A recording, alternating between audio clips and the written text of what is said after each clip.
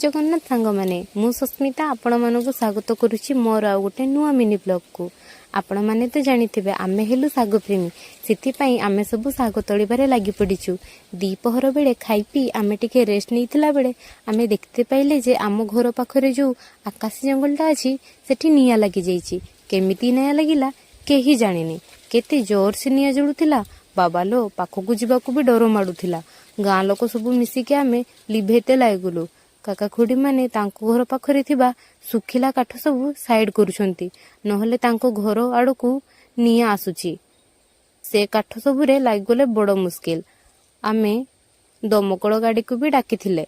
दमकल आसिला बेलकू आमे प्राय तो निया को लिभे सारी भी वीडियो देखुछंती दया करके एमिति निया लगे कि कोठी भी छाड़ंतुनी कारण से निया धीरे धीरे सबआडे व्यापी सबकिछि ध्वंस करदेव आउ कहार जीवन भी जाइपारे। आपण मानकु अनुरोध कि एमिति निया लगांतुनी। आज पई एतिकी। जय जगन्नाथ।